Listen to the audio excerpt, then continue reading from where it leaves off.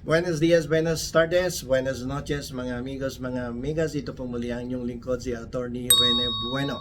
Sa episode po na ito ay pag-uusapan po natin ano po ba yung hearsay evidence at ano po ba yung double hearsay, multiple hearsay at multi-level hearsay.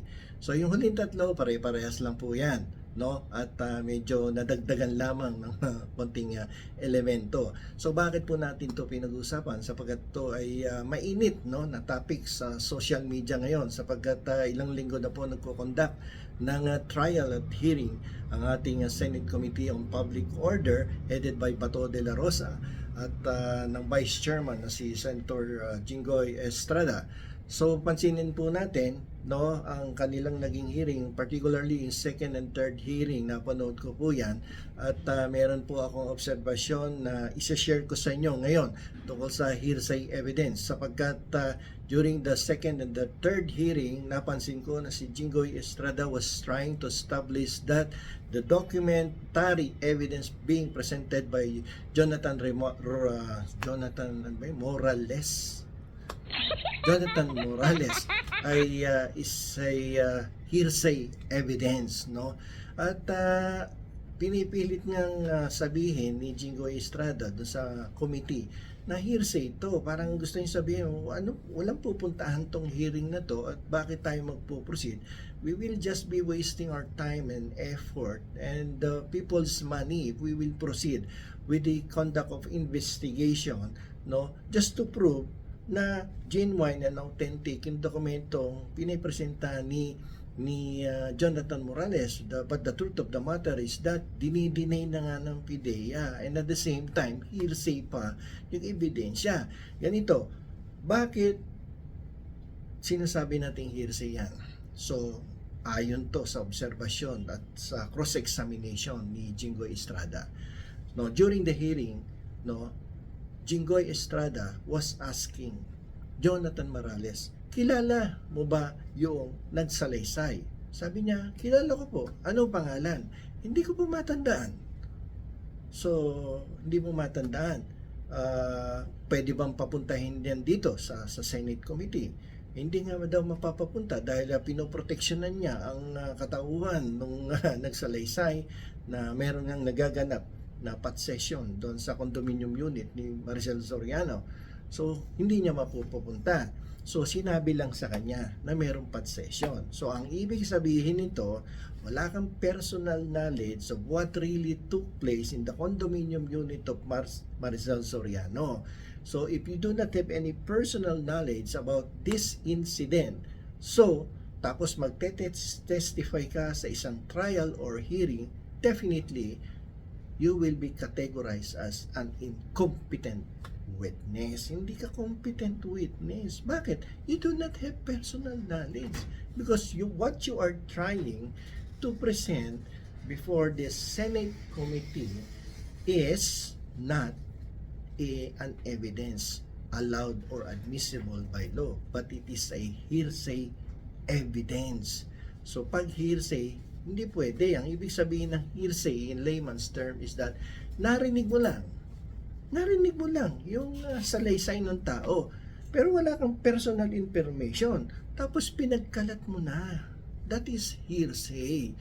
Sabi nga, no, ng ating batas, hearsay is an evidence that is dependent on the credibility of someone who cannot be cross-examined, no?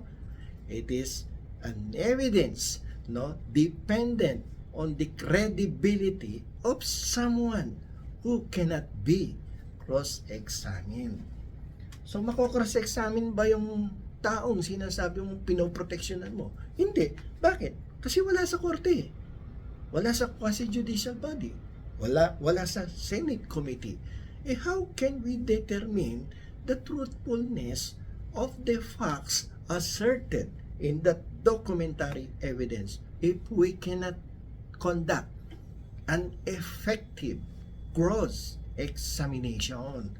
No, for us to be able, nyari senador tayo, for us to be able to determine the authenticity, the genuineness, the truthfulness of the facts asserted, no, in that particular documentary evidence, we must be able to effectively cross-examine the declarant. In the absence of the person declaring that statement, then we cannot proceed.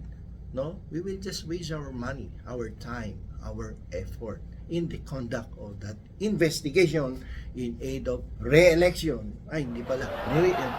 Legislation. In aid of legislation. No?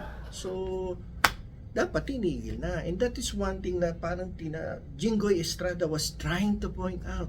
Walang kahihinat na itong investigation na to. Hearsay eh. No? Tapos, parang may nabanggit pa dun sa hearing na meron daw isang namatay na nag-relay din ng information do sa confidential informant ni Jonathan Morales. So if that is the case, information ni-relay do sa confidential informant, sinalaysay kay Jonathan Morales, that is multi-level hearsay. That is double hearsay. That is multiple hearsay.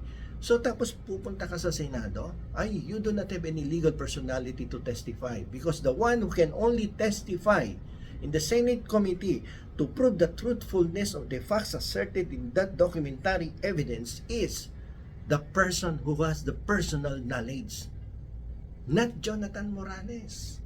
Hindi siya. Kasi assert ka ng assert, nagkaroon ng pot session doon. But alam mo ba, nakita mo ba? Hindi mo naman nakita eh. Sino nakakita? Yung nagsalaysay sa'yo.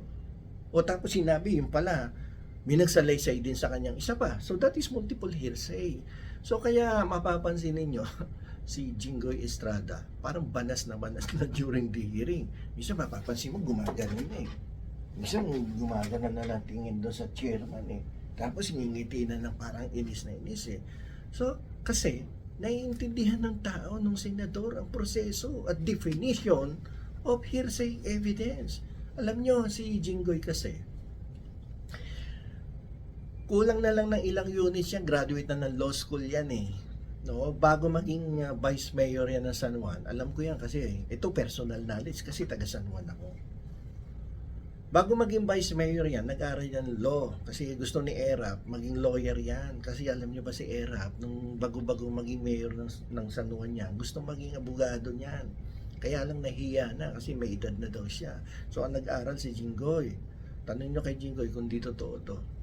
No? So ang pinag-aral si Jinggoy, nag-aral ng law, kaya lamang nung naging vice mayor, from University of the Philippines transfer sa Lyceum. Yun ang pagkakaalam ko ha. Tapos nung nasa Lyceum na, siyempre, tapos nag-mayor. So, unti-unti, siyempre, busy na yung tao, hindi na makapagbasa. Pero nakaabot ng 4th year yan. So, definitely, nakompleto niya yung remedial law niya. Kaya alam niya yung pinagsasabi niya sa Senado. So, kung ganyan, katulad niya, si Jinggoy artista, okay lang, iboto mo yan. Dahil nakikita mo marunong eh. No, pero wag yung ibang artista, wala naman narating, hindi nga yata nakagraduate ng high school. So depende sa artista. Pag ang artista marunong, okay lang. Pero kung yung artista di nag-aral tapos pakanta-kanta ng ano ba yung kanta nun? Wonderful tonight. Okay, so wala, anak ng teteng So huwag kayong boboto ng ng mga artistang walang alam. Di pali sana kung may mga nalalaman sa batas. Kasi ang senador pang abogado or someone who has knowledge of the law, kaya mga nag-MBA. So, dati nung araw kasi springboard yan to the presidency, ang Senate. Dahil kung mapapansin nyo, ang records natin sa Senado, dati mga bar top notcher ang mga nagiging senador. Kung di man bar top notcher na sa top 10, o kaya isang magaling na abogado, yan ang mga nagiging senador. Pero ngayon, hindi na. Dapat magaling kang artista. Number 1 ka sa Senate. So, parang nagbabago yung trending, no?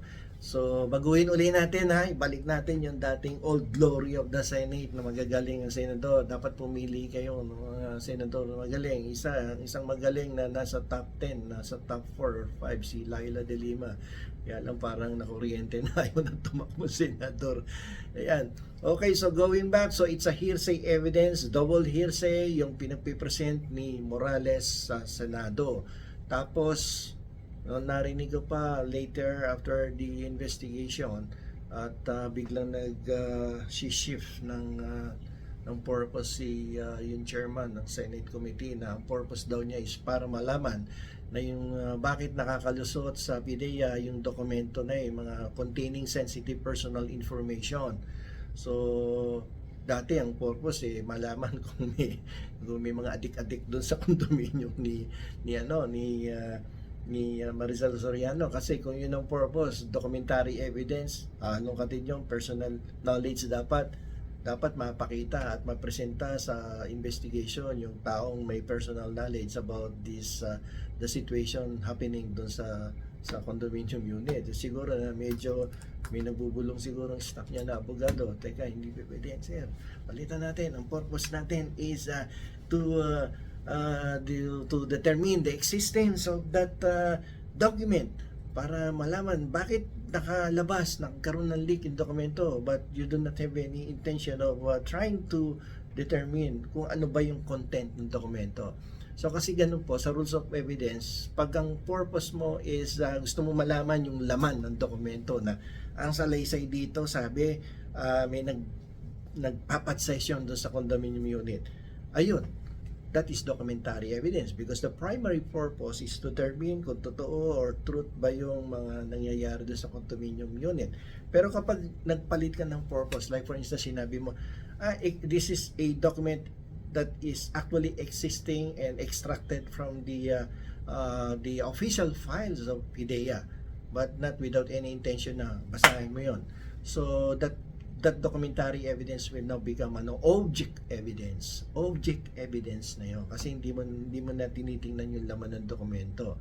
So in that case, so from documentary evidence to object evidence, so wala na, tapusin nyo na lang yan, kasi may mga batas naman tayong existing at the moment na nagbibigay ng protection sa paglabas ng mga sensitive personal information. Nandyan yung Data Privacy Act or Data Privacy Law na nagbibigay ng proteksyon sa paglabas ng mga sensitive personal information. Andiyan din yung Republic Act 3019 or the Anti-Graft and Corrupt Practices Act na paglalabas maliciously ng mga personal information. At marami pang batas tungkol sa prohibit in the dissemination or publication of private or personal information ng bawat individual. So yan po. So hanggang sa muli, ito pong muli ang inyong lingkod si Attorney Rene Buena. Sana po may natutunan kayo dito sa episode na to, at sana po ay wag niyo pong kalimutan na mag-subscribe dito sa aking channel, no, at para kayo ay maging updated at magkaroon ng karagdagang kaalaman tungkol sa ating batas na magbibigay ng proteksyon sa inyong mga karapatan. Attorney Rene Buena po.